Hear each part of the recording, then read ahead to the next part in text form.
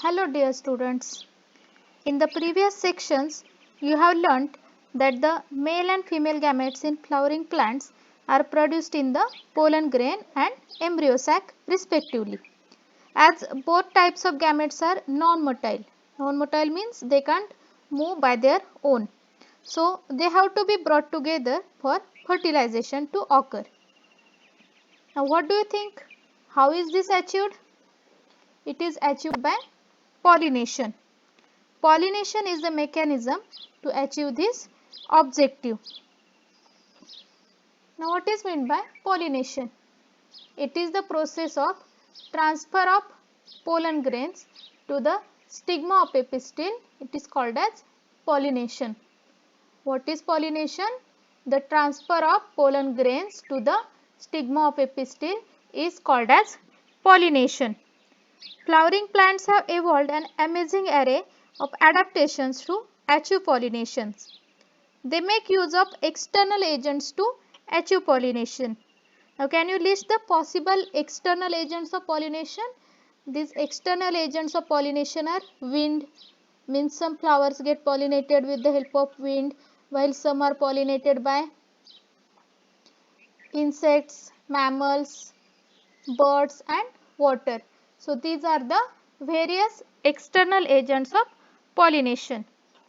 Depending on the source of pollen, pollination can be divided into three types.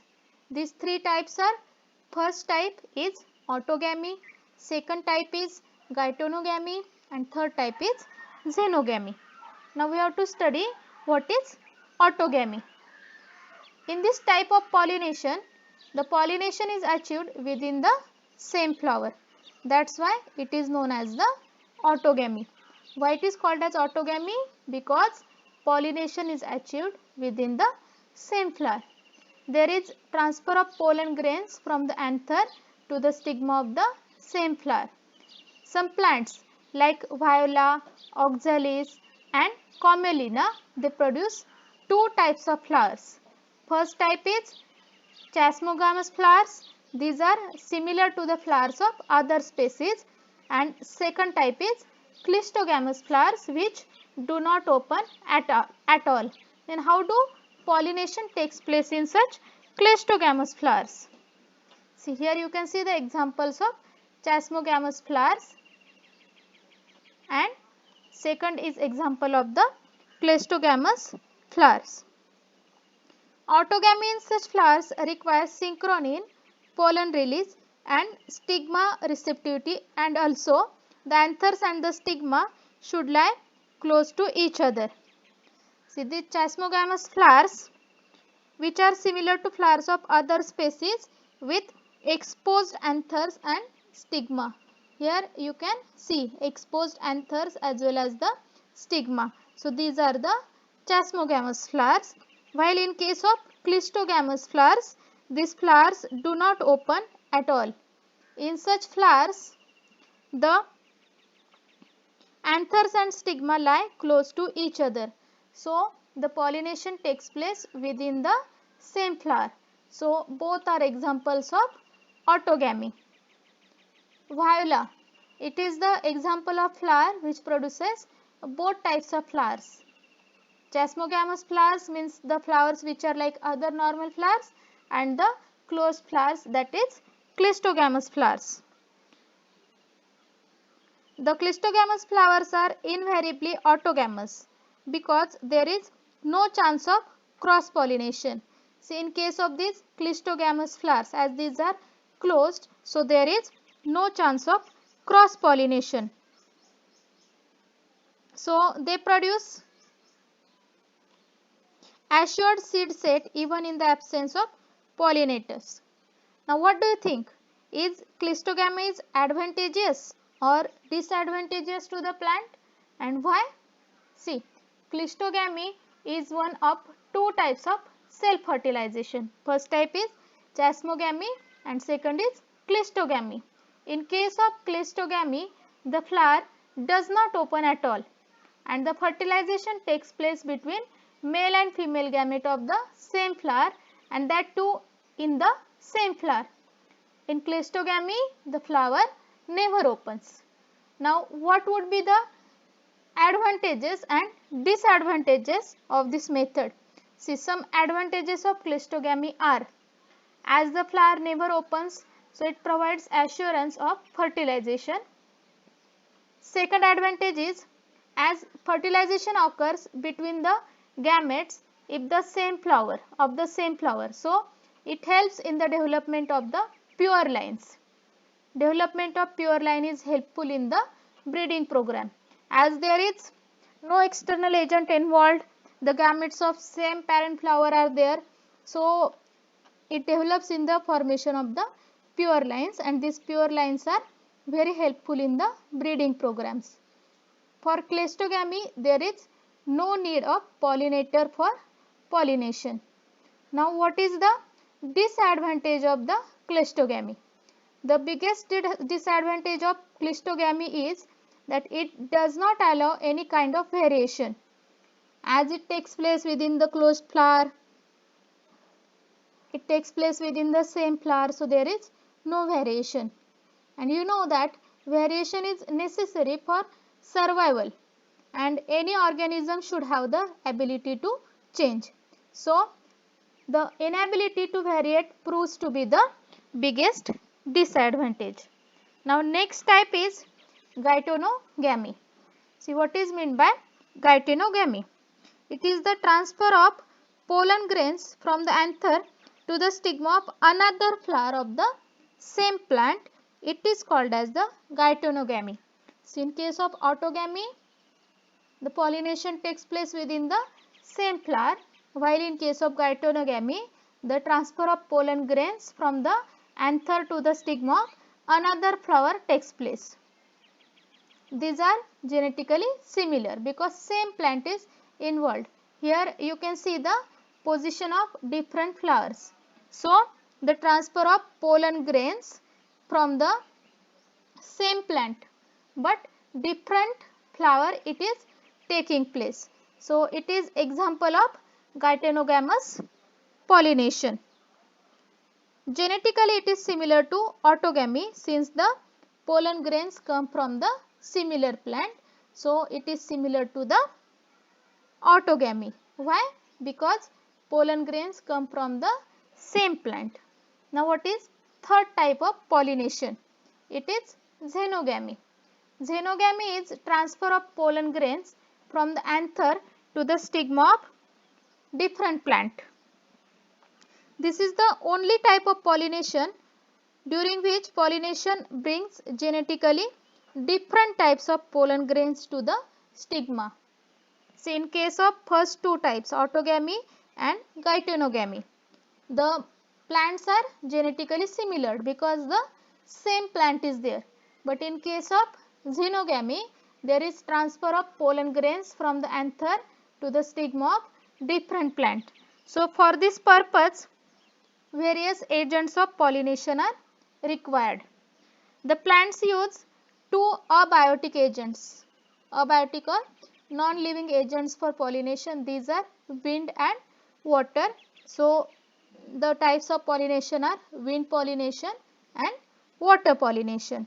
As well as biotic agents are also required. For example, animals such as mammals.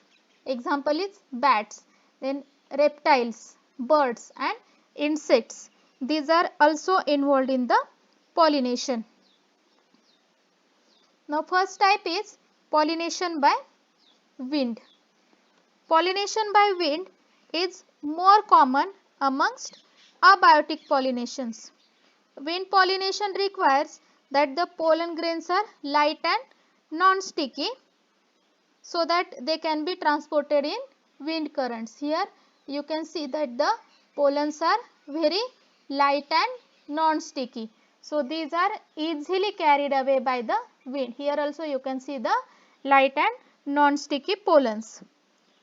They often possess well exposed stamens so that the pollens are easily dispersed into the wind current. Here in this image you can see the dispersal of pollens in the wind current. Here also.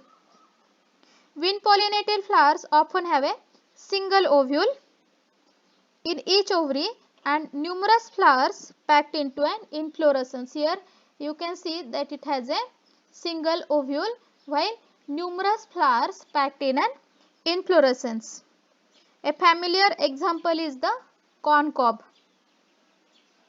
Wind pollination is common in grasses. Here you can see the wind pollination in grasses. See, this image shows pollen in grasses is carried by wind. Then it is carried on the feathery stigmas. Second kind is pollination by water. It is quite rare in flowering plants. It is limited to about 30 genera, mostly monocots. Now you know that water is a regular mode of transport for male gametes among the lower plants such as alga, bryophytes, pteridophytes, etc. Some examples of water pollinated plants are Vallisneria and Hydra. Here you can see the image of the Vallisneria plant. So it has separate flowers, staminate flowers and pistillate flowers. In majority of aquatic plants such as water hyacinth and water lily, the flowers emerge above the level of water and these are pollinated by insects. Now in case of this plant, Vallisneria, the flowers in Vallisneria, the female flower reach the surface of water by the long stalk. Here you can see that the female flowers are reaching the surface of a water with the help of a long stalk. They are carried passively by water currents.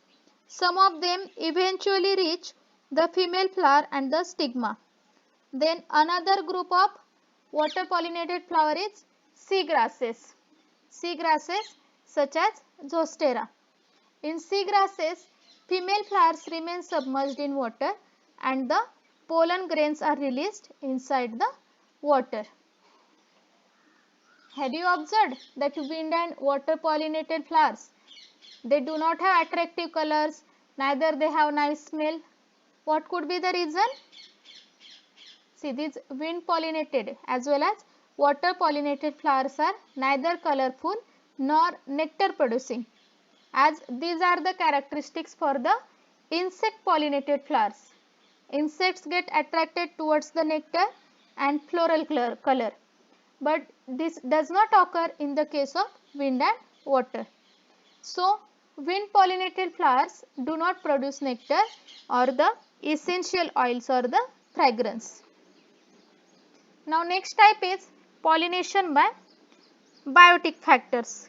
So, the majority of flowering plants use a range of animals as a pollinating agents.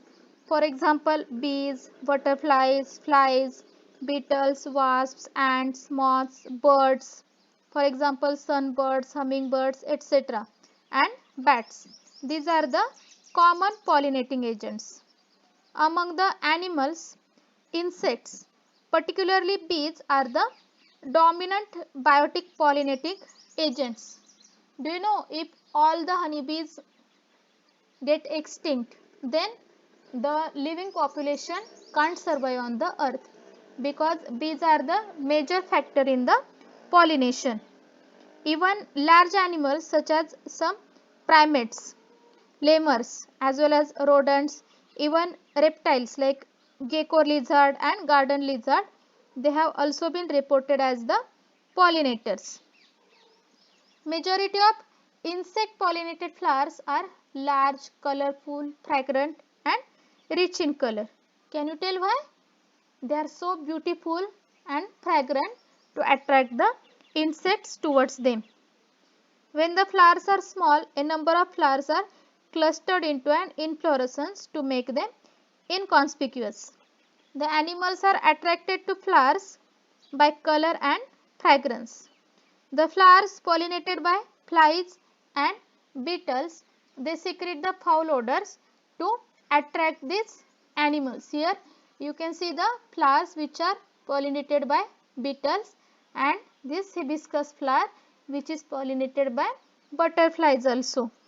So how do they attract the beetles, butterflies towards them? By secreting the foul odors. So they get attracted towards the flowers. To sustain the animal visits, the flower have to provide rewards to the animals. These rewards are in the form of nectar and pollen. So when these animals or insects visit the flower, pollen grains attach to their body. So next time when they sit on the another flower, the pollen grains are released on the another flower. So the pollination takes place. In some species, floral rewards are in providing safe place to lay the eggs. For example, here you can see the image of the Amorphophallus flower. It is the tallest flower. The flower itself is about 6 feet in height. So it provides safe place to the animals to lay their eggs, and in return the animals carry out the role of pollination. So this is the example of animal pollination. So how these animals are attracted? The animals are attracted by providing safe place to the legs. See, this is the biggest flower, tallest flower of the angiosperms, Amorphophallus flower, which is 6 feet tall.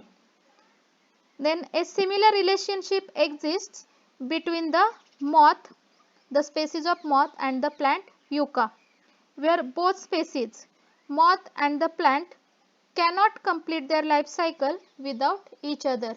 Here you can see the image of the moth, and this one is yucca plant.